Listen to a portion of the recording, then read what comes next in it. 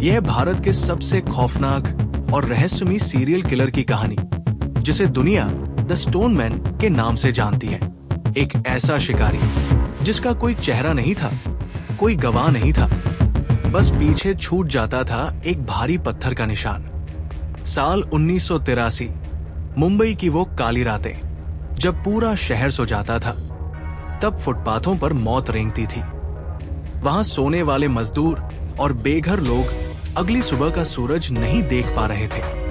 उनकी मौत का तरीका इतना डरावना था कि सुनने वालों की रूह कांप जाए। न कोई चीख, न कोई संघर्ष, बस एक 30 किलो का भारी पत्थर और एक ही वार में सब खत्म। अंधेरे का फायदा उठाकर कोई साया आता, गहरी नींद में सो रहे शख्स के सिर पर पत्थर पटकता और फिर हवा की तरह गायब हो जाता। पुलिस हैरान थी। शुरुआत में इसे मामूली कत्ल माना गया, लेकिन जब एक के बाद एक 12 लाशें उसी अंदाज में मिली, तब मुंबई पुलिस के हाथ पांव फूल गए।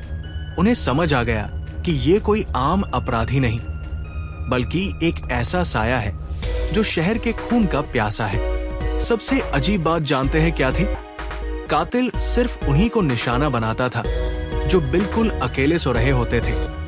अगर 2 लोग साथ सोए हैं तो वो उन्हें छूता तक नहीं था। पुलिस ने जाल बिछाया। सादे कपड़ों में सिपाही फुटपाथ पर सोए, लेकिन वो शिकारी कभी जाल में नहीं फंसा।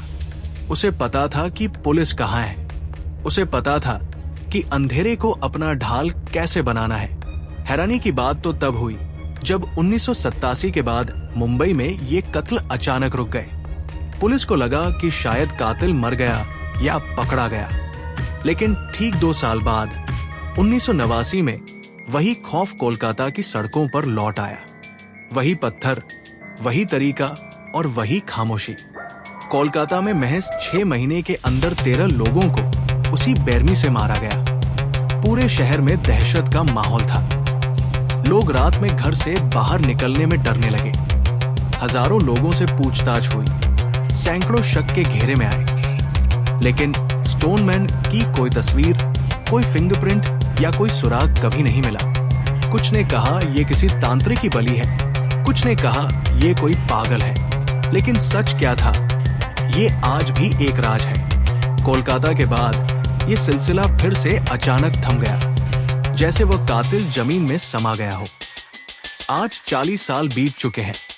पुलिस की फाइलें धूल खा रही हैं और ये केस आज भी अनसुलझा है। इतिहास शायद उसे भूल चुका है, लेकिन उन पत्थरों पर लगे खून के निशान आज भी चीख चीख कर गवाही देते हैं कि असली शैतान गलियों में ही घूमते हैं। क्या वो आज भी हमारे बीच कहीं छुपा है? क्या वो बूढ़ा हो चुका है? जवाब किसी के पास नहीं।